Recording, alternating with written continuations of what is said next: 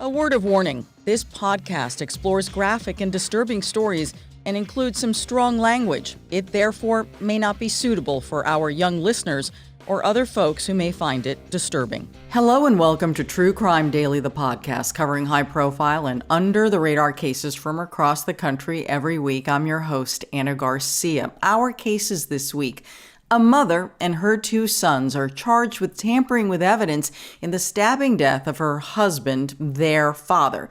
But who killed the dad and why remains a mystery because no one has been charged with his murder. So what does tampering with evidence, what do these charges mean, especially since the dad's body was found in a canal 2 years ago? He had been stabbed to death, say police, and his body was placed in the water, according to them. But first, a man gets revenge during a wedding ceremony by shooting the bride and the pastor right after the I do's. But the motivation has nothing to do with the jilted lover. Instead, the shooter was upset because the groom's son had killed his stepfather.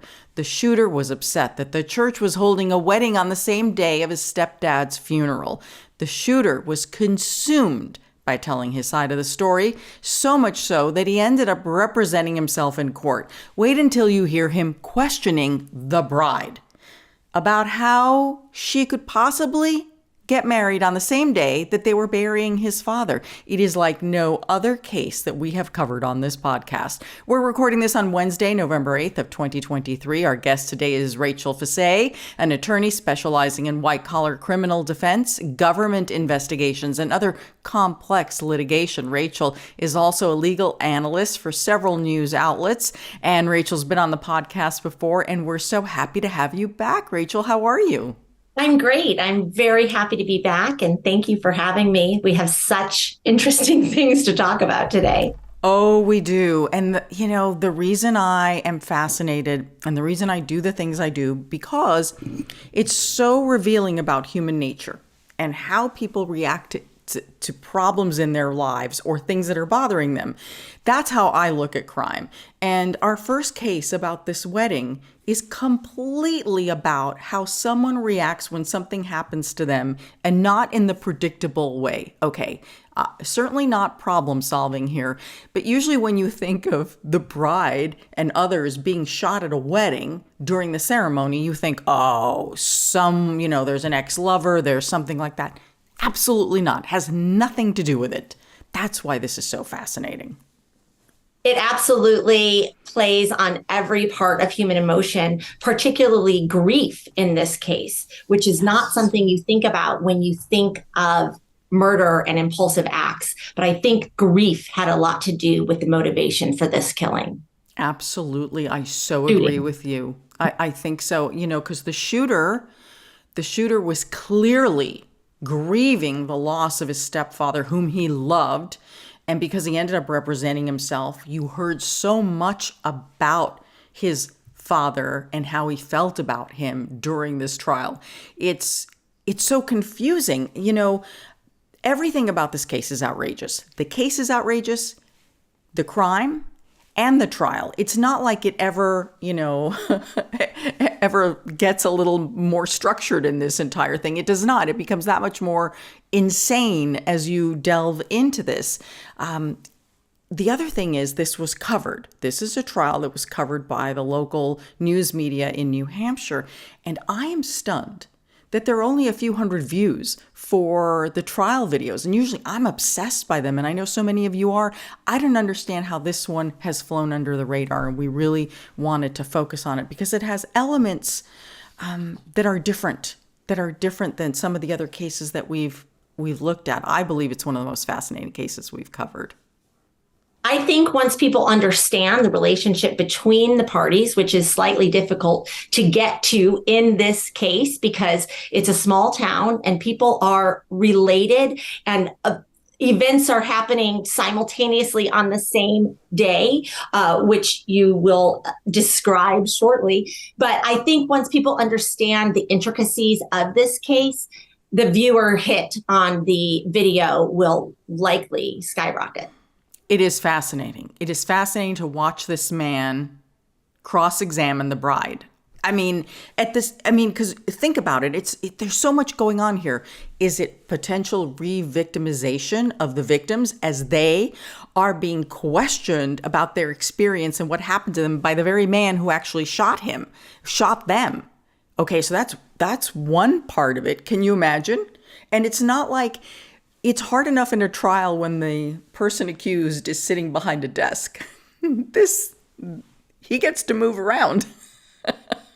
Everyone's emotions are high. The shooter's emotion, who is also the lawyer and also the defendant. And then he is questioning the people that were shot, the victims. And they're having emotions. This is just basically a powder keg. Yes, that's a great description. So this case is out of Pelham, New Hampshire. Okay, so the obvious headline, right, would be, that a bride and the wedding party shot during the I-dos. That's dramatic enough. But really, the case, the story, the motivation is all layered behind all of that. That headline is almost like that's nothing compared to what appears to have been going on in this small town. This was all revenge. It was revenge specifically against the groom, the man who was getting married. Because the man who was getting married, the groom, you need to understand this, his son had shot and killed the wedding shooter's stepdad 12 days earlier. So I want to say that again. The shooter was mad. The wedding shooter, the triggerman on the wedding day, was upset because his stepdad had been killed by the groom's son. And his stepdad was a pastor at this very church where the wedding was held. So he was very angry at the pastor who was presiding over the wedding. He was very angry at everyone in the church about what was going on and why his dad, who was also a pastor there, was not being held with the same regard as the family getting married. Like, I will say, just for pure scheduling, if you're in a small town and everyone involved in both the funeral and the wedding is somehow connected, maybe don't hold those on the same day, okay? It's just not a good idea. What you have here is betrayal. He felt betrayed, but not in the classic way that you would feel at a wedding and where you would have an act at a wedding.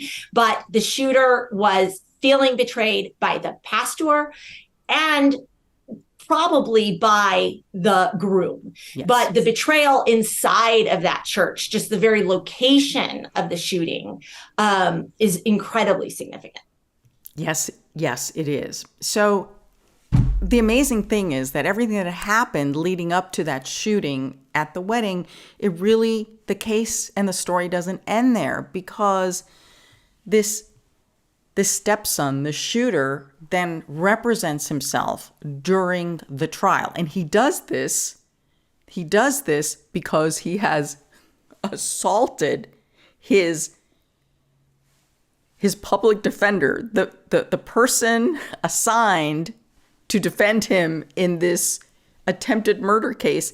He ends up assaulting in jail during a visit. So the shooter, right, the wedding shooter here, he's entered into a plea deal. He's going to be spending time in prison for assaulting his attorney. Now, who in the world is going to want to represent this man? This is a small town. He's just beaten up his attorney. He's gone in and he's shot up a wedding. The man is angry.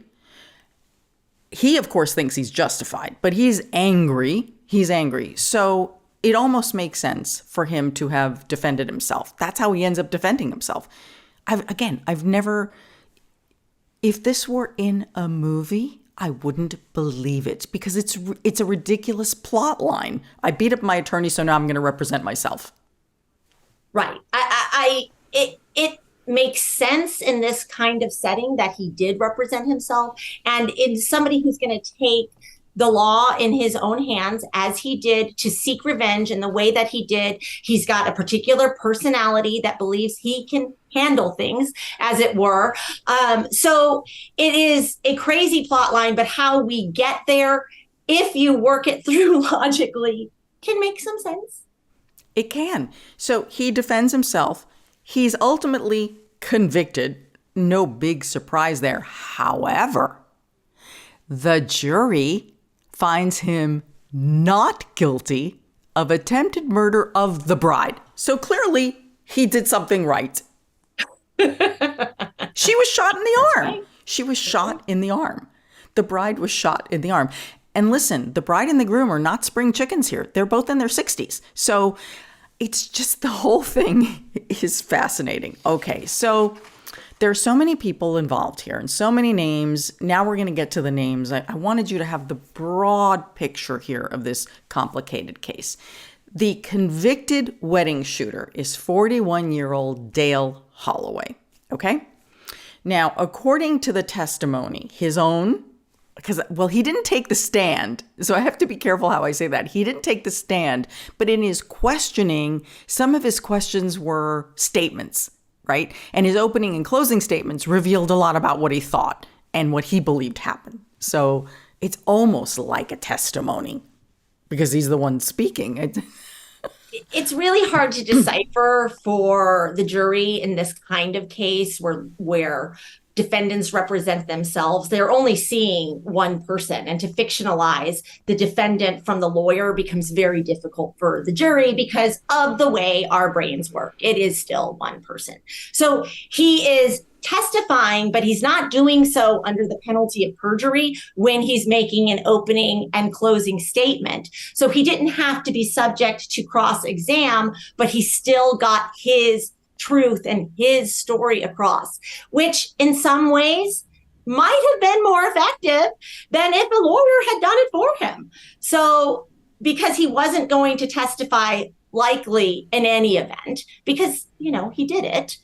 People saw it. There were witnesses. There's not really a question as to who the shooter was, but he was able to tell his story about why he did it without making the admissions one would have to make on the stand. So is he a genius? Well, I think he's a clever one. And I just thought about something. When we see a defendant, even though presumed innocent, many people will think, what a monster, right? They will think, what monster could do this? And what Dale did by speaking and having so many roles and telling his story is that he humanized the person that could have been seen as a monster and told his story. The only witness he called was his mother, and his mother told the story of how tragic his life was. And so you got to see so much more about the accused here. Look, what he did was absolutely wrong.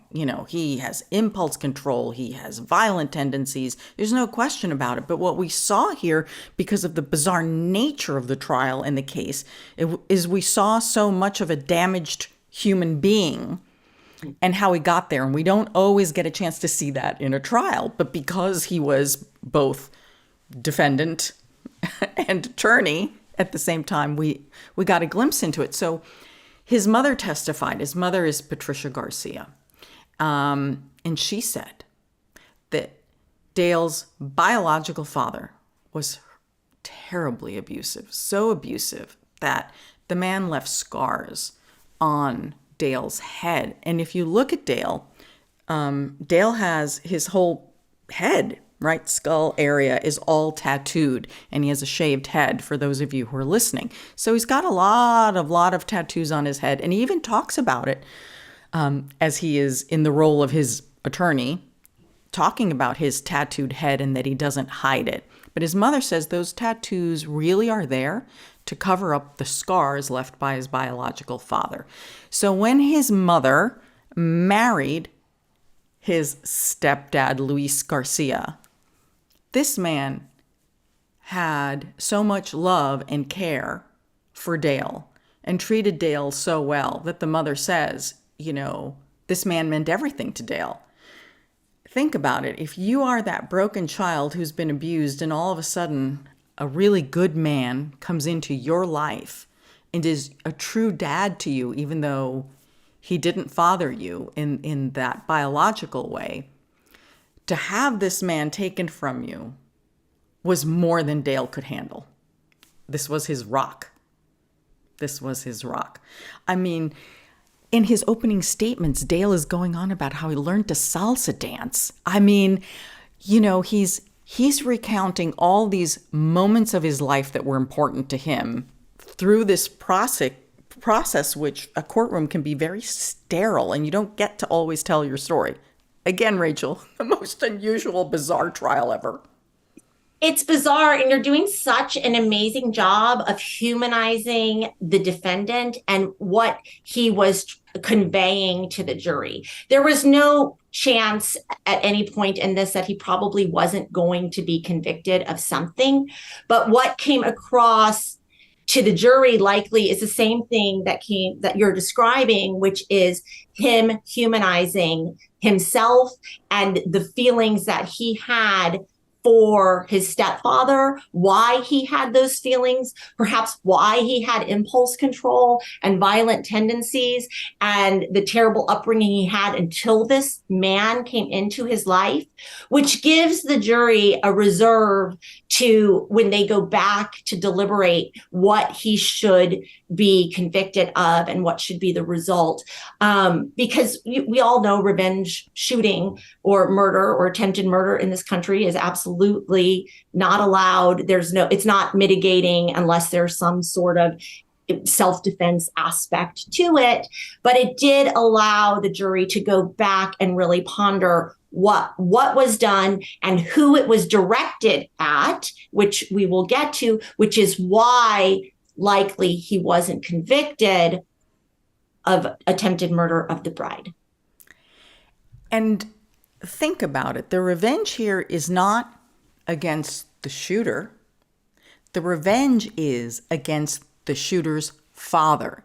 It's like it's like, you took my dad, I'm taking your dad. That's how I view this. And to do it at a wedding. But again, the church is central here because his stepfather, Luis Garcia, who was 63 years old when he was killed, was a pastor at the New England Pentecostal Ministries Church. Okay, the same place where the wedding took place. Everything leads back to this church. So 12 days before the wedding, 12 days, October 1st of 2019, Pastor Luis Garcia is shot dead. He's shot in the back of the head by Brandon Castiglione, who's 28 years old. Brandon, according to his family, and remember, his father is the groom, Brandon reportedly suffered from mental illness, and Brandon's father noted that Brandon and Luis Garcia had argued about their interpretations of scripture. So when Dale, the wedding shooter here, who's acting as his attorney, is making his statements, he keeps going on and on about God, Christ, the devil, and arguing things, and how somehow his stepfather's teachings, somehow were misinterpreted. Anyway, it's kind of confusing. I can't completely understand his point here, but it's central. So it's scripture and the interpretation of the Bible. And it's also truly this, like, you killed my father, I will kill your father. So those are, I think the two themes here that we see over and over again. Okay, now at the time of the wedding shooting, Brandon, the younger Castiglione, the groom's son, hadn't gone through the process yet, right? Had been arrested, but had not gone through the justice system. So it seems to me, do you think, Rachel, that Dale, our wedding shooter, had taken upon himself to be justice here and to take on? I do. I think that is part of the theme, is justice. Father for a father.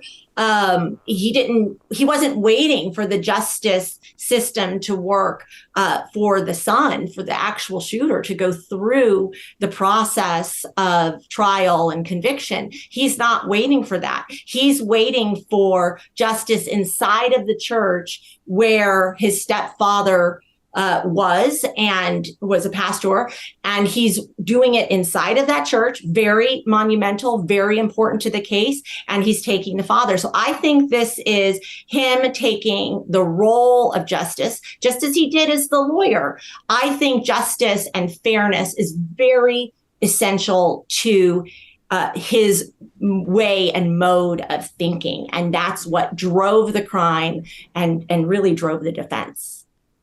I agree with you, Rachel. I believe that justice is central to everything that Dale believes based on what he has said and his actions here.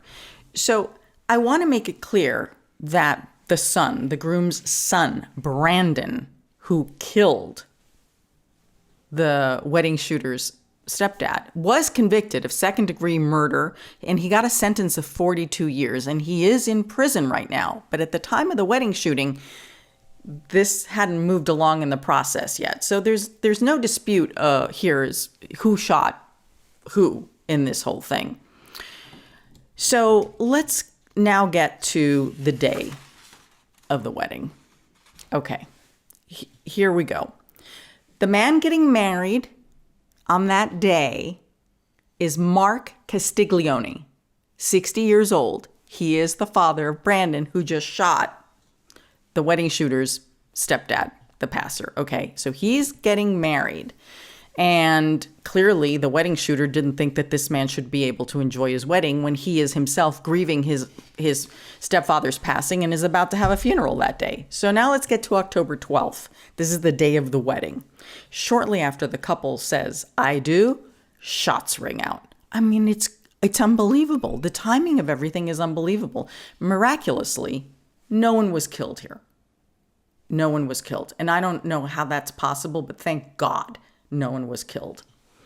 The bishop who was overseeing the wedding, Stanley Choate, suffered a gunshot wound to the chest. He was taken to a hospital in Boston, and he was in serious condition. It was a very serious injury.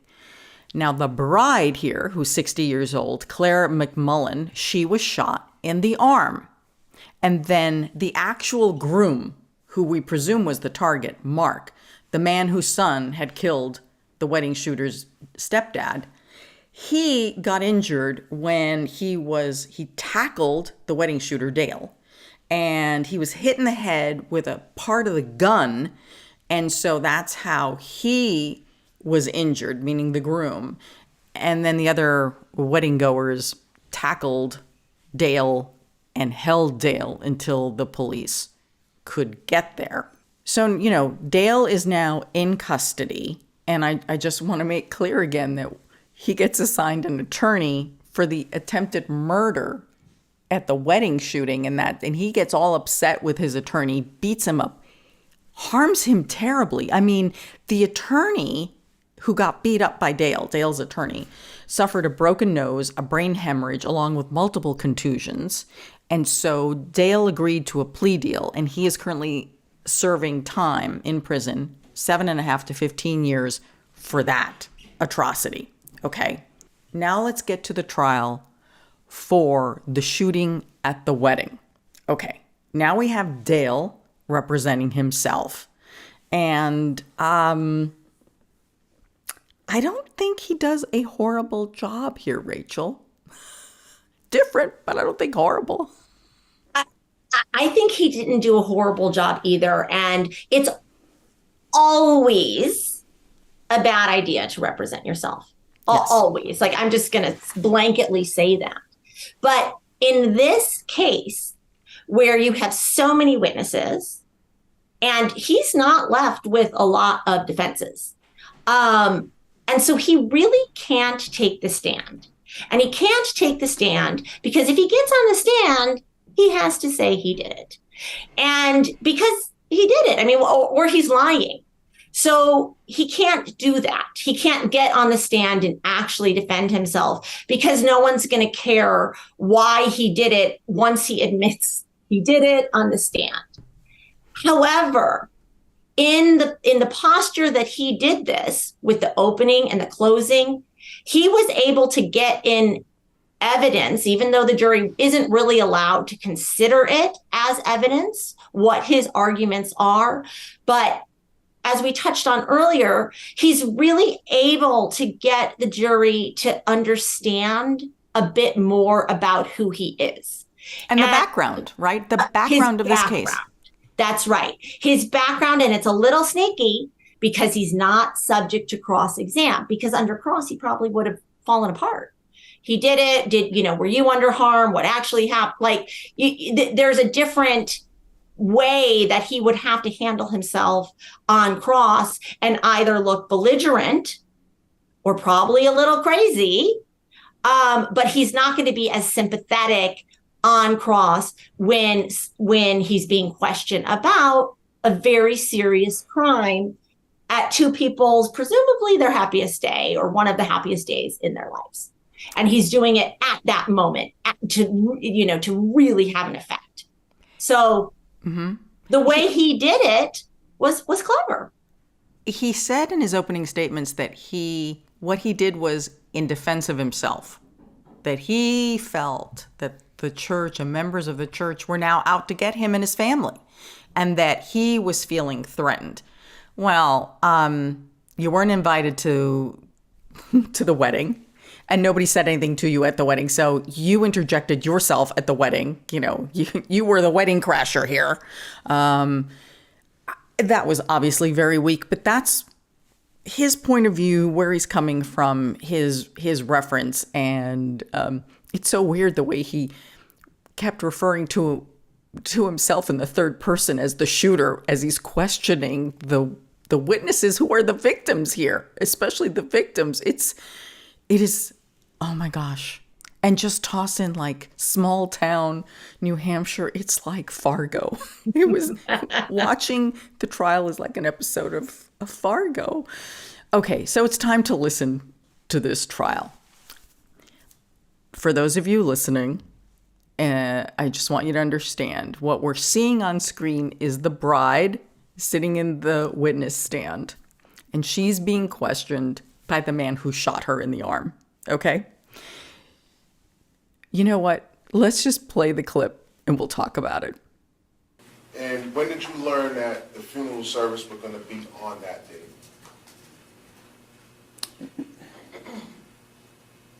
I can't recall for sure. Not really. Okay. Did you plan the wedding to merge with, did you yourself plan the wedding to merge with the funeral? No. No. So did you plan on attending the funeral service, Mr. Garcia? No, I had planned on going to my reception. Did you ever see a gun pointed at you? Not that I can recall. Okay. When you got shot, did you think you were shot on purpose? Like, was the bullet... I didn't realize I had been shot until after it had happened. So... I didn't know immediately I had been shot. Is that the craziest line of questioning you've ever heard? Were you planning on attending my stepfather's funeral? No, I was going to my wedding reception. It's crazy. It is crazy. It's And crazy. she probably had her wedding planned forever. It was probably the funeral that was... Yes. When you think about it. Yes, which of course her stepson was responsible for. So, all fingers point to the stepson.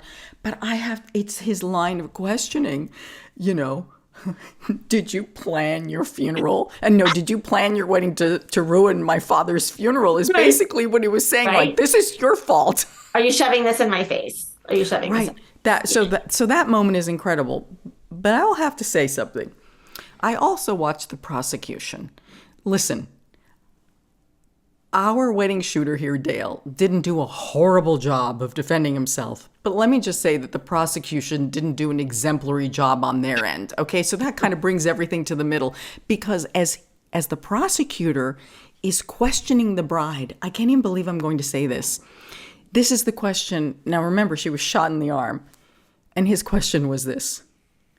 Did you have that hole in your arm before the wedding? She answers no.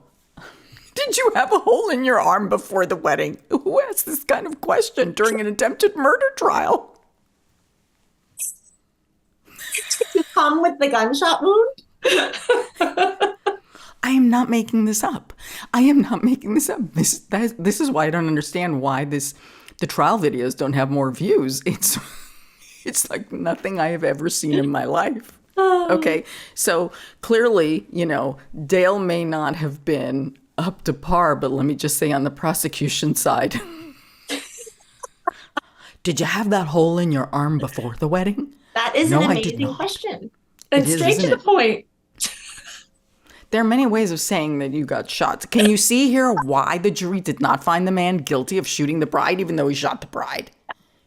It doesn't make any sense. One of the things that's very confusing here is, okay, the jury found that Dale was not guilty of attempted murder of the bride. Yet she was clearly shot in the arm. He's the one who shot her. I don't understand. Can you explain to us, does motivation or intent play into this? It does. And depending on how it was charged, it sounds like to me it was charged that he was intentionally trying to murder the bride. That would be the charge. Intentional murder, which is generally what we think of as first degree murder, sometimes second degree murder, but it is intent and it is not reckless. So if it had been charged as a reckless murder, I believe that there would have been an attempt finding against the bride, because certainly shooting a gun in any crowded area is reckless, period, end of story. Anybody you hit in a reckless charged attempt, when you're firing a gun at swaths of people, that I would think the jury would convict him of.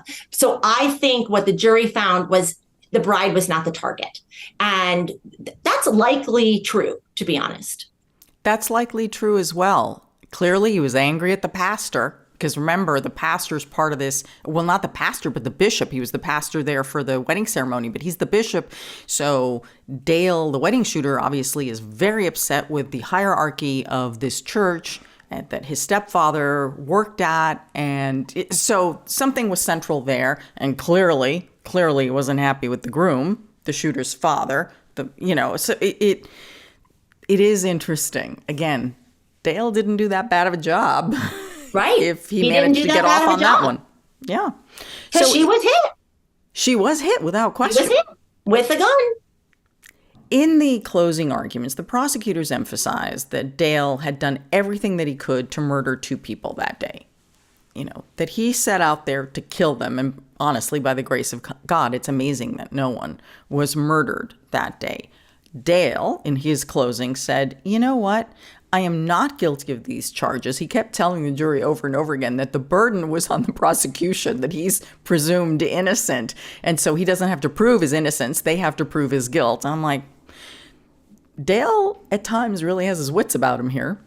And then that's when he went on and on. I think where he loses things is when he goes off into this tangent of serpents and snakes and how the Castiglione family and how bad they are. That's when he rambles and, he loses people and he seems kind of kooky there. So Tuesday of this week, November 7th, the jury found Dale guilty of multiple counts of assault and possession of a firearm as a felon, along with attempted murder in the shooting of the wedding's bishop, Stanley Choate. However, again, when it came to the bride, he was not guilty of attempted murder there. Now this moves into the second phase.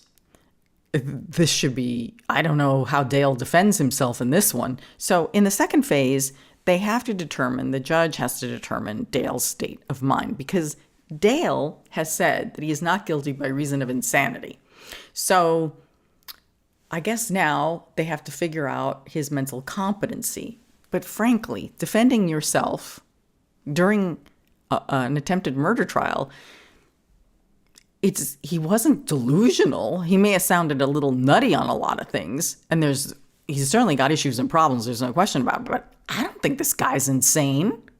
I don't think so either, because he'd have to show he didn't know the difference between right and wrong. And that's generally the insanity defense standard, that he believed what he was doing was right. And he didn't know that it was illegal to bring in a gun. And he didn't know, his brain would not allow him to decipher that difference. And by defending himself, through time, he has likely shown, at least at the time of the trial, that he can decipher the difference between right and wrong. Now, he can argue he was insane then, but not insane now. But it just becomes again, a mixed pot for the judge to consider, and whether he can make that showing. And my guess is he's done enough now and actually acted fairly in a clever ways in some manner throughout this trial that will allow the decision to be made that he was not insane. And so that would not be a complete defense as to this crime. I don't think he stands a chance on this one. And in fact, when he was cross-examining the bishop, right, the man that he was convicted of trying to kill, who he has a lot of animosity toward, in this questioning and referring to himself, the shooter in the third person, he said to the bishop is on the stand. This is the man who was injured, right? He was in serious condition, had to be taken to Boston. He said, "Did the shooter kill you?" And the bishop responded, "Apparently not." So I think Dale has enough of his wits about him that he's, by reason of insanity, no, I don't think that's a high standard. It's really hard to meet that burden. People try, but it is very unusual to actually be found guilty by reason of insanity. And I think, 11 days after a shooting, he was there for justice.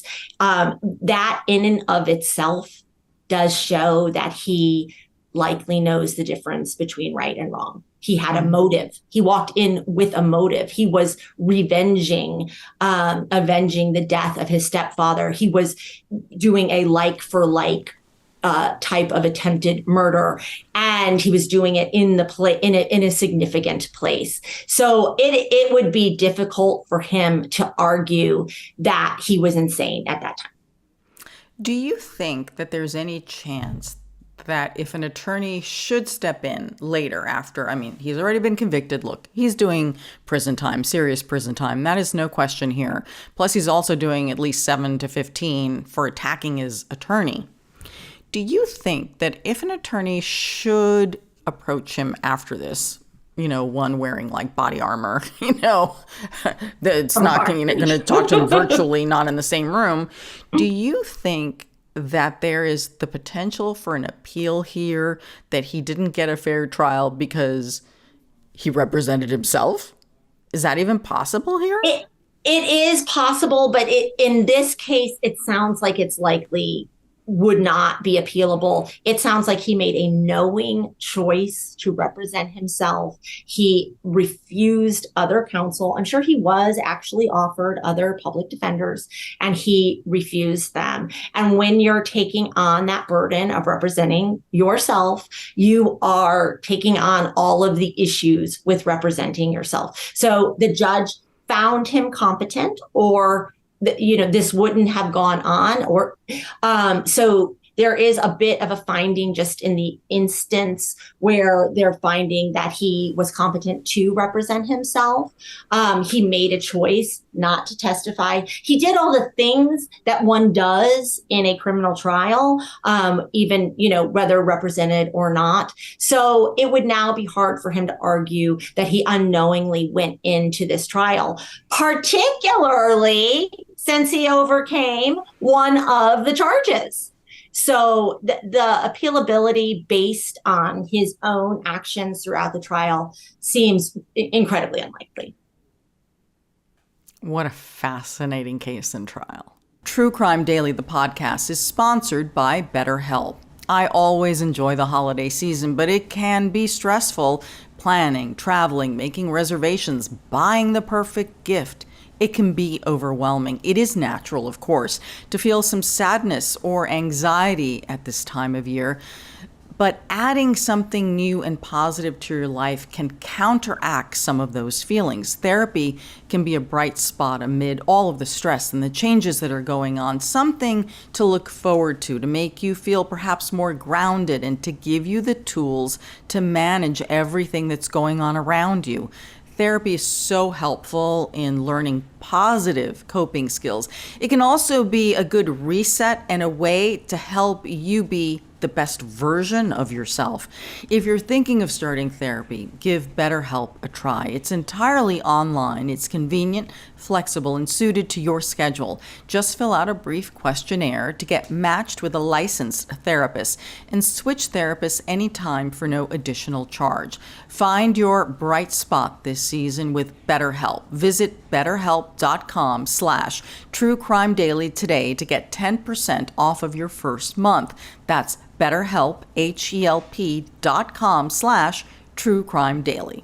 Our second case is out of Florida, where a man's wife and sons have been arrested for his mysterious death during a family vacation in Suwannee, Florida. Now, what's interesting about this case is that the charges against the wife and the two adult sons, these charges are coming nearly 2 years after the man was found murdered. But these charges are not homicide charges. They are charges of tampering with evidence. What do you make of that, Rachel? It's almost like you're backing into the murder. I agree with you. I think they are backing into the murder. And at this point, they wanted to arrest these individuals and put some pressure on them, but they only had probable cause for tampering with evidence. So that gave them the ability to arrest. And in some ways, I think that to the prosecutors will kick off the case. But I would not be surprised if very shortly we see new charges. But it is backing into what actually happened. I fully agree with you. The victim here is 52-year-old David Rainey. The accused, the three accused of tampering with evidence connected with this death are his wife, Cindy Rainey, who's 49, and their two sons, 21-year-old Bailey and 19-year-old Jack. David and Cindy had been married for 21 years. David worked as a welder and a mechanic, and it took him all over the country, so he did well for himself. Now, prior to his death, the family was living in Palm Coast, and they were vacationing in Suwannee, Florida. They rented a home with a friend of theirs, Jeffrey Sawyer. So it was the family and Jeffrey Sawyer. We don't really know much more because it sounds like in addition to the dead man and three members of his family, there's one other person there. That's right. But nobody's talking about him. And so, who knows? Could be a potential witness. Who knows? This investigation is ongoing. I mean, they obviously don't have it together fully yet, since they just did an arrest only based on tampering with evidence. So there's a lot that we don't know going on in the background right now. But the Suwannee River is also not a big town where these folks are. So I don't know that there's a lot of other witnesses around this area. All very bizarre. So, Cindy, the wife, reports David missing on the morning of July 25th of 2021. According to authorities, she told deputies that she and her husband had gotten into an argument the night before. That would have been July 24th. Cindy claimed that David was very angry and that he left the house without his glasses, cell phone, and wallet behind. So what does that indicate to you, Rachel?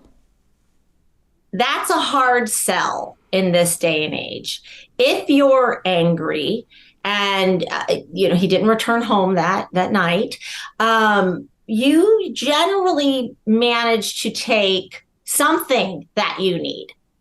And a wallet is pretty essential to most men. That contains the ability to buy food, for instance. So that to me is her story is a bit of a hard sell right there. Mm-hmm. Yeah. I mean, it is possible if he walked out in a huff and was just going to go for a walk, you don't need anything. If you're just going around the block, I get it. You don't need anything. However, if you're going a lot farther than that, you probably do. So the question is, did he just go for a quick little walk just to cool off? And did something happen to him while he was on this walk?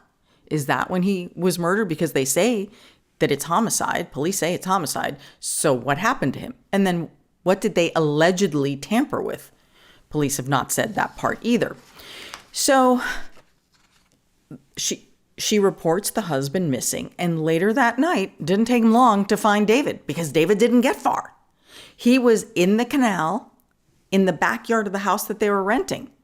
So again, not that hard to find, didn't go very far. And police said that he was suffering from multiple stab wounds, and it was clearly homicide according to the medical examiner. Now, here's the other thing that's a little interesting. While police found the body the same day as Cindy called police, deputies did not announce the identification of the body until 6 months later. They made a formal announcement in December of 2021. It is very difficult to understand what is going on right there, just on that. I think there could be some issues with the prosecutor's office, with the detectives assigned to the case. There could be some general competence issues as it relates to this investigation, because I don't see a reason why they would withhold the name when they know that person is missing and they know from where he is missing. And the authorities have said very clearly that his body was placed in the water. It's not like he tumbled over, fell, and drowned. That's not what they've said. So we know it's a homicide. Now, I don't know what value anyone puts into this, but we're just adding it. After David's death, a GoFundMe account was organized by the two sons, Bailey and Jack. They were asking for donations to be made for the sons' future in lieu of sending flowers to the funeral and the fact that their father, the provider, was now dead. And the campaign raised just over $500. Now fast forward, and the beneficiaries of the GoFundMe case have been charged with tampering with evidence. Innocent until proven guilty, but just another twist in this story of this family. So last month, on October 25th, Cindy, Bailey, and Jack Rainey were all arrested and charged with tampering with evidence. They were all arrested in different parts of Florida because they've moved on. These are adult young men. All three have been detained without bond. What's that about? This is only tampering with evidence. Look, I know that's serious, people, but what I'm saying is when, people are let out every day for all sorts of heinous crimes, I'm trying to figure out why these three are not being let out. I think because they're just waiting for the murder charges. And everybody probably knows that. So they find them to be flight risks. So now they've been arrested for this crime that's 2 years old. They've been arrested on a much lesser charge than what is likely coming. And they, for some reason, believe that they're flight risks. And they have some reason to believe that is my best guess. I'm kind of thinking that the authorities are hoping that this pressure will get one of them to start talking, if not all of them. I think that is what they're hoping. It's hard. They're a family, but we don't know much about this family other than the father was murdered. So we don't know how close these sons are, how close each of them is with their mother, if there was a fight that night, who was involved. We don't know a lot, but there's so many dynamics at play. So they are keeping these folks close to them right now and working diligently, my guess is, to interrogate them. Police are still asking for tips from the public, so clearly they think there's more information to be had about this case, and they think now with the arrests, it's a prime time for anyone who may know anything to come forward. So the other thing is that the members of David's family, extended family and friends, they're certainly hopeful that now with these arrests, they will finally find out who killed David and why, because that has been a mystery. No one really knows what happened here, what the motivation could have been.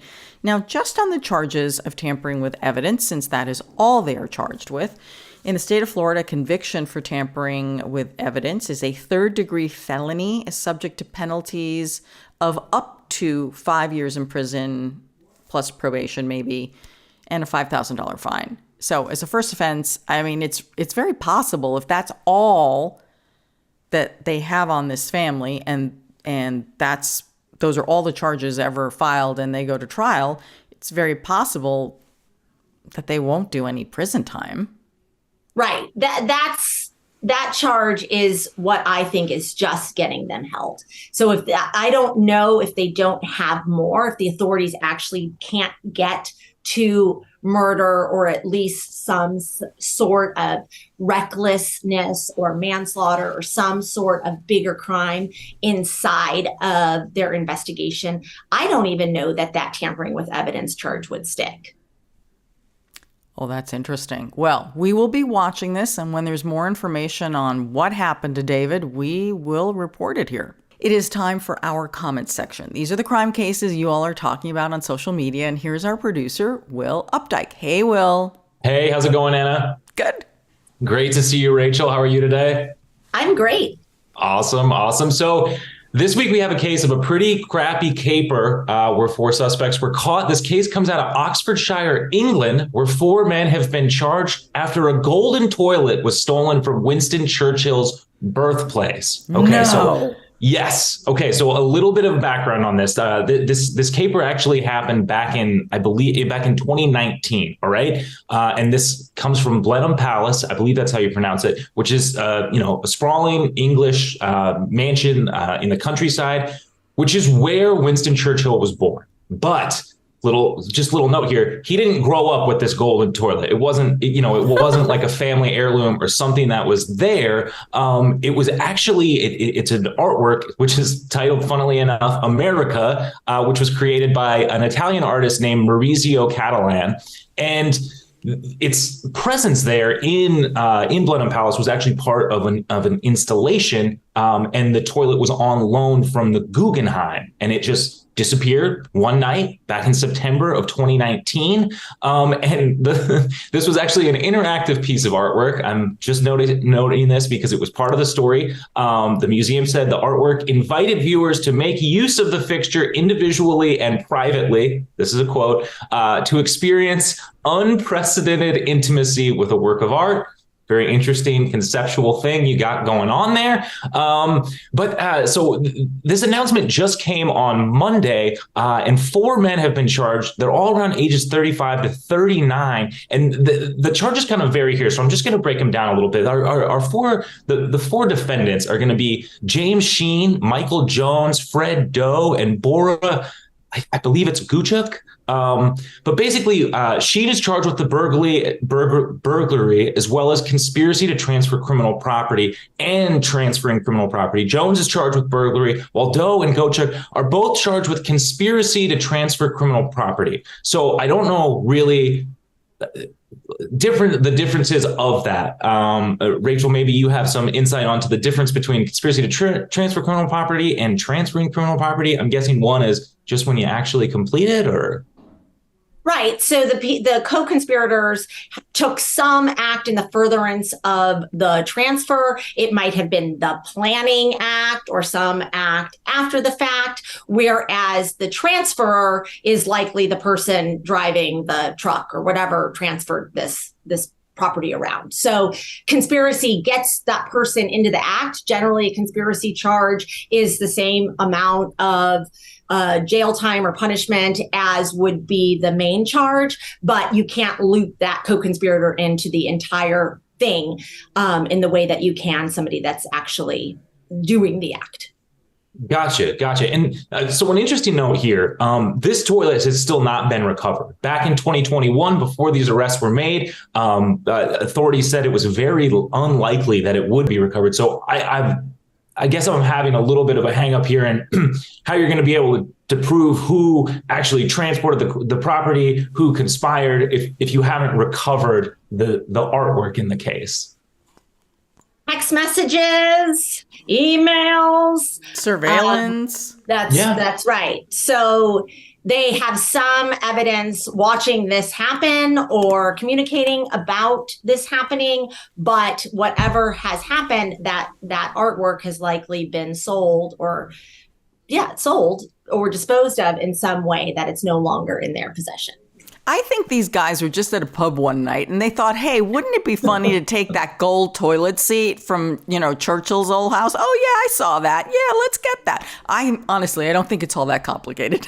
I'm with you there. It doesn't feel like Ocean's 11 to me. Yeah, it feels like something like, it feels more like a prank almost. And I wonder... Yes. Had this artwork been recovered, like sort of, how things might have turned out a little bit differently. But none of the suspects in this case have entered a plea yet. They're expected to appear in court in the magistrate there in November, in about 3 weeks, November 28th. So we will continue to follow up on this, but obviously got a lot of comments on this one. Divine Justice had a question about how this was even possible for four men to execute, saying, if it's solid gold, I doubt they just carry it out on their backs, which maybe that's how they're getting them on the conspiracy stuff, Rachel, because there had to have been a forklift or something involved. There had to have been something involved. I agree with you. It's not a Fabergé egg. I mean, they've got a toilet. And it sounds like the toilet might have had plumbing. Yeah. I mean, it was. You actually had to have some foresight, or at least a plumber, to get the thing out. So I think it is a very odd plan that was likely construed in a pub, but it had a large planning element to it. Yeah, definitely. One viewer thought that these guys were maybe a little greedy. Two Tone said, I would have just grabbed the toilet seat, which yes. if you're after it for a little quick cash grab, I feel like that's really all you need. Yep. Exactly. Some people had some questions about the ethics of owning a gold toilet. Lizzie L said that the criminal is whoever owned a gold toilet to begin with. To be fair, it wasn't really like an ownership thing. It was a piece of art, but I still get the sentiment. Allison B said the suspects want to know if they can serve community service in lieu of prison time. Good one, in lieu. And then Miss Lonnie had my favorite comment. They said the officers really took their duty seriously on this one. Duty. We didn't. I didn't include too many toilet jokes in this one because things can rapidly get out of hand. But that is going to do it for this week's comment section. Thank you so much to everybody who left those. You can do that over on our YouTube community page. You can also reach out to us anytime. We're on Facebook, Instagram, Twitter, all the usual suspects. But that's going to do it for me this week. And until next week, have a good one. Rachel, thank you so much for coming on today. It's always such a pleasure to have you. Where can people find you, follow you? I know you do a lot of commentary, so people are probably seeing you everywhere. But where can people follow you on social media? I'm on Twitter at RL Fiset, and I am often found. I have a collection at my law firm's website, zfzlaw.com. Excellent. You can find me at Anna G News, Anna with one N. Occasionally I discuss crime. Sometimes I just need a break from crime. I really do. Just like everybody else. It's like, oh my gosh, what have people done this week? You can get this episode and all our episodes wherever you get your podcasts. You can subscribe to our YouTube channel, and you can also go on our website to subscribe to our weekly newsletter. So as we always say, until next week, I'm your host, Ana Garcia. This is True Crime Daily, the podcast, and don't do crime.